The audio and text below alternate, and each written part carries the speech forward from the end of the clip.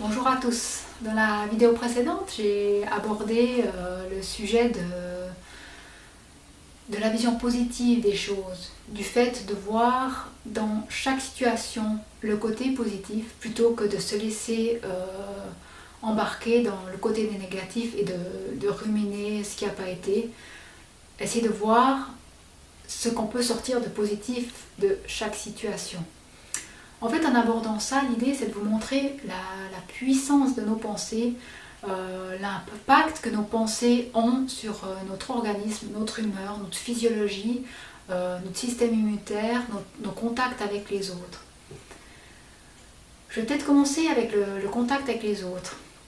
Quand j'étais encore dans cette vision des choses où je peignais tout en noir, le fait de rencontrer les autres, je parlais que de ce qui n'avait pas été. Voilà, alors ça n'a pas été, j'ai perdu 15 ans de ma vie, je ne les retrouverai jamais, je ne suis pas comme vous, j'ai pas pu avoir un travail, une famille, y a tout qui tourne autour de... Enfin, je tournais tout autour de ce qui n'avait pas été, de tout ce que j'avais perdu. Et puis, qu'est-ce qui se passe avec le contact avec les gens quand on leur parle que de ce qui ne va pas, que du négatif, ils ne restent pas longtemps vers vous parce que ils n'ont pas envie d'entendre que ça ne va pas, ils ne trouvent pas très intéressant de discuter avec vous parce que vous parlez de tout ce qui ne va pas, mais vous ne parlez pas des choses que vous pourrez faire avec eux ou de ce qui a été, du fait qu'il fait beau aujourd'hui. Non, vous leur descendez le moral en fait. Ça, la puissance des paroles négatives de vos paroles négatives vous impacte déjà vous-même, mais va même impacter l'état, l'humeur de la personne en face. Donc le fait de lui parler que des choses négatives qui ne vont pas, vont déprimer la personne et instinctivement cette personne-là va s'éloigner de vous parce qu'on n'est pas fait pour recevoir que des stimulus négatifs, que des conditions négatives parce que ça détruit notre organisme. Après, si vous décidez de parler de ce qui va, même des choses anodines avec quelqu'un en face de vous, vous discutez avec lui et vous lui dites vous avez vu aujourd'hui, il fait beau, c'est chouette de se rencontrer, on a le temps de discuter, qu'est-ce que vous avez fait hier, qu'est-ce que vous avez fait de beau hier, comment ça s'est passé, comment ça va avec votre famille, vous partez où en vacances, vous avez des projets. Le fait de parler du positif, ça va remonter la personne en face. Ça va lui donner envie de parler avec vous. Ça va vraiment la mettre dans une bonne humeur. Quand vous regardez peut-être des émissions où vraiment ils parlent de la catastrophe de la Terre qui est en train de perdre toutes ses réserves, que tout se passe mal, qu'il y a du terrorisme partout, quand vous regardez ça, ça vous déprime. Si vous parlez à une personne d'autre de ça, ça va la déprimer. Si à la télé, vous regardez des choses où il y a des gags, des gens qui rient, ou des gens qui chantent, ou des choses vraiment entraînantes, positives, ça vous remonte le moral, et une autre personne qui regarde la télé avec vous va aussi être dans cet état-là d'être dans une bonne disposition. Donc vraiment, au contact social, le fait d'être négatif, que de n'exprimer que les côtés négatifs des choses, ça vous détruit vous et ça met la personne dans une situation où elle est inconfortable et instinctivement elle va s'éloigner parce qu'elle ne veut pas être déprimée. C'est une protection de l'organisme de fuir les choses qui les tirent en bas. Donc elle va s'éloigner de vous. Si vous lui parlez du côté positif des choses, de ce qui se passe bien, vous allez vous sentir bien, vous, de parler de ces choses-là, et la personne qui est en face de vous va aussi ressentir que c'est possible, que ces discussions, que ces paroles positives la remontent, et elle va s'approcher de vous, parce qu'instinctivement, une personne s'approche de ce qui lui fait du bien. Donc ça, c'est un des côtés de la puissance de nos pensées, c'est qu'on peut vraiment modifier nos sensations, notre humeur avec nos paroles et notre façon de penser.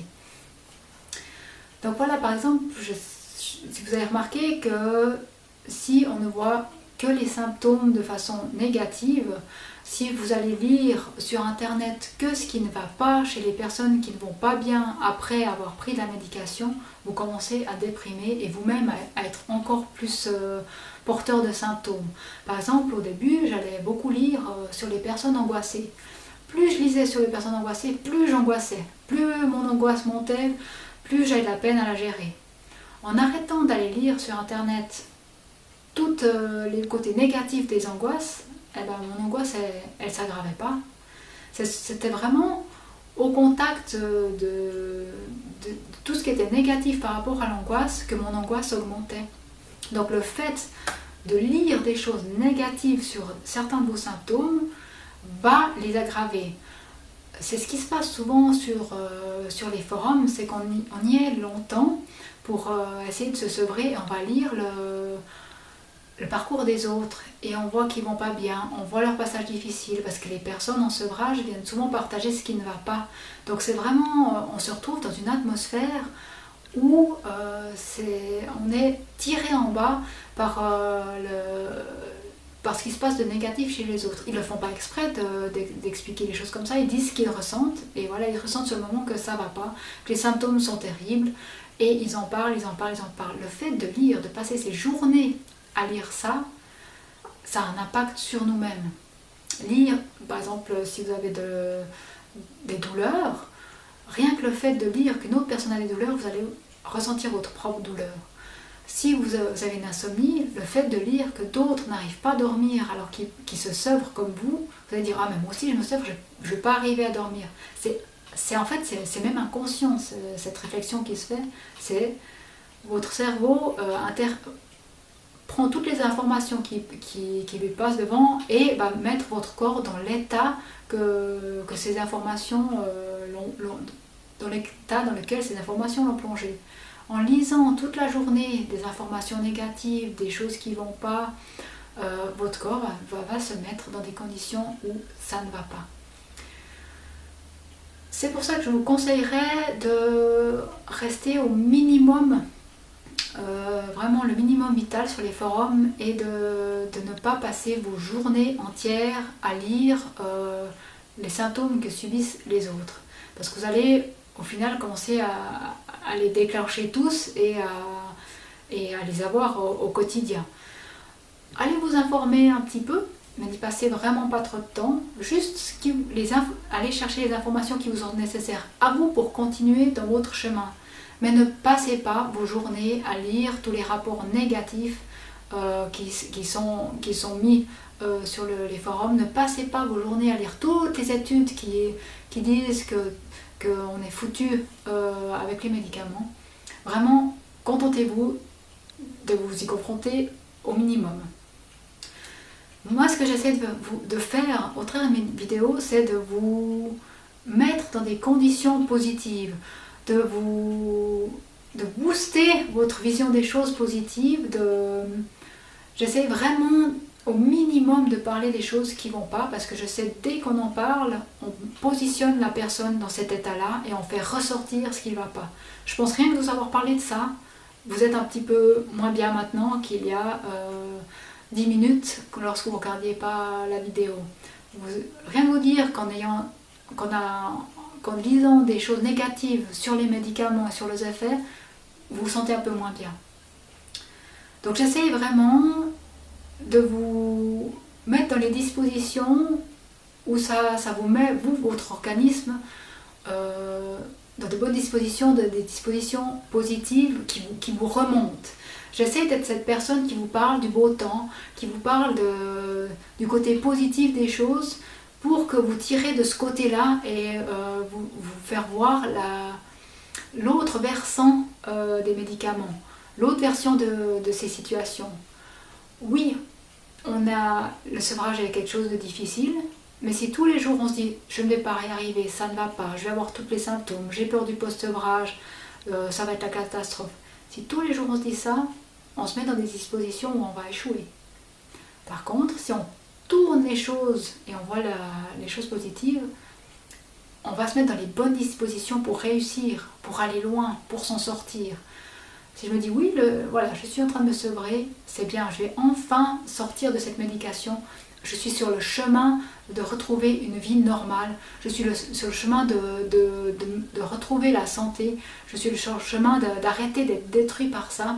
J'ai pris la bonne voie, tout va bien maintenant. Je sais dans quelle direction je dois aller. Je ne suis plus perdue, enfermée dans cette médication où chaque fois ça va mal, que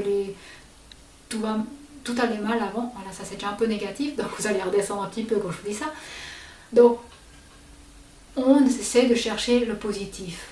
Vous êtes en sevrage, oui, eh ben vous avez trouvé que c'était la médication, les trucs positifs, vous avez trouvé que c'est la médication qui ne vous convenait pas. Vous avez été capable de trouver les informations qu'il vous fallait pour mettre en place un protocole de sevrage. Vous avez compris ce qui se passait. Vous savez maintenant gérer les choses. Vous avez pris votre vie en main. Ça, c'est positif dans le sevrage. C'est à ça qu'il faut penser. C'est pas au reste. Il faut vraiment penser à ce qui va, parce que c'est comme ça qu'on se donne toutes les chances de réussir. Si on reste constamment dans le négatif, à observer que les gens qui ont échoué, à observer que les gens qui ont des symptômes de sevrage prolongé, violents, là, on chute. Si on passe son temps à positiver, à essayer de voir ce qui va bien, ce qu'on a réussi, comment on avance bien, à voir les gens qui s'en sont sortis, à prendre des dispositions pour s'en sortir aussi. Là, si on voit les bonnes choses, si on garde le cap, si on regarde notre idéal, si on regarde où on veut aller, qu'on veut aller à un endroit où on se sent bien, où la médication n'est plus un problème, si on se voit dans cet endroit-là, on s'imagine qu'on va avoir du contact avec les gens qui sera super, si on s'imagine que notre vie sera enfin comme on la pense, là on voit les choses positives et même on les imagine positives, ce qui nous tire en avant. Donc vraiment, le fait de voir tout ce qui ne va pas, de rester dans cette ambiance, dans ces lieux, dans ces informations qui sont toutes négatives, nous tire en bas. Le fait de se confronter le moins possible à tous ces éléments négatifs et, quand on y est confronté, d'en ressortir le positif, d'essayer de voir les choses qui vont, de se faire l'effort de chausser ses lunettes roses pour voir le versant positif de chaque situation, ça va nous permettre d'avancer. Ça va nous permettre de nous mettre dans les dispositions pour aller bien. C'est vraiment comme le sportif qui, je ne sais pas si ça vous est déjà arrivé, mais moi ça m'arrive pas mal de fois. C'est comme le sportif qui dit, voilà, aujourd'hui je vais faire ma randonnée là, je vais le faire en tant de temps, ça ira super bien. Il fait son tour, ça va super bien. Il le fait plein de fois, ça va super bien. Puis un jour il se dit, aujourd'hui je suis sûre que je ne vais pas y arriver. Et bien ce jour-là, il n'y arrive pas. Parce qu'il a mis son corps et son esprit dans des dispositions où il n'y allait pas y arriver. Les grands sportifs travaillent beaucoup sur leur mental et ils se conditionnent à réussir chacun de leurs coups. Par exemple, au tennis, Roger Federer, je prends l'exemple en Suisse, lui, il a un mental d'acier, c'est-à-dire qu'il s'est entraîné à réussir chacun de ses coups. Il s'est conditionné à réussir. Il s'est conditionné à ne pas laisser ce qui se passe à l'extérieur le tirer en bas. Donc vraiment, par exemple, l'adversaire réussit 2 balles, il est prêt de perdre. Non, il ne se met pas dans les dispositions, je vais perdre, non, ça y est, il a fait 2 coups, il va me battre, je vais perdre. Non, il reste dans ses positions. Je sais jouer au tennis, je sais gagner, j'ai gagné plein de fois. Maintenant, je vais faire les coups et je vais réussir. Et le prochain coup, il le réussit et il gagne son set. Donc, vraiment, il nous faut intégrer ce mental de sportif, ce mental de la réussite, ce mental positif, ce mental qui fait que ça nous met dans des dispositions pour réussir. Le fait d'arriver à vraiment à changer notre vision des choses est quelque chose de très important. Je suis convaincue que c'est vraiment cette partie-là qui m'a permis d'avancer, c'est-à-dire je pense pas que si j'avais continué à voir les choses en noir, j'aurais réussi à sortir de la médication et puis à gérer tous les symptômes de sevrage qui me restaient. Je pense que si j'avais tout peint en noir, j'aurais pas réussi à mettre en place des stratégies de gestion d'angoisse, parce que si les 2 fois où j'avais échoué à arrêter une attaque de panique, je m'étais dit bon ben j'y arrive pas, c'est foutu, ça marche pas. Si je m'étais dit ça au départ et que j'avais continué dans cette optique, j'aurais jamais réussi à avoir les moyens de gérer l'anxiété. Mais là j'avais persévéré, je me suis dit j'y arrive un petit peu là, la première fois j'y arrive, je vois qu'il y a quelque chose qui se bouge. J'ai positivé, chaque fois j'ai positivé et au final j'ai persévéré en me disant que j'allais y arriver, en gardant cet esprit positif, et c'est ce qui m'a permis à intégrer tous ces outils, ces stratégies pour gérer l'angoisse. Donc vraiment je pense que ça c'est un point important, c'est de se mettre dans les dispositions pour réussir, d'utiliser la puissance de notre esprit, non pas pour tourner en boucle négatif et nous descendre, mais d'utiliser la puissance de notre esprit, de notre pensée, pour nous mettre dans des dispositions positives qui nous permettent d'avancer, qui nous permettent de réussir. Allez, j'espère que, comme le sportif, vous aurez envie de réussir vos projets, de réussir votre combat, et que vous allez tout faire pour vous mettre dans les dispositions positives pour parvenir à gérer tous vos coups, à vaincre chaque défaite, chaque mini-défaite que vous rencontrez pour aller plus loin, pour gagner le combat. Bien sûr, on perd de temps en temps quelques petites batailles, mais si on garde le positif, si on garde notre mental positif, on va gagner la guerre. Donc voilà, j'espère vraiment avoir pu vous transmettre cette envie de changer vos lunettes, d'enlever vos lunettes noires, de mettre vos lunettes roses et de voir la vie du côté positif.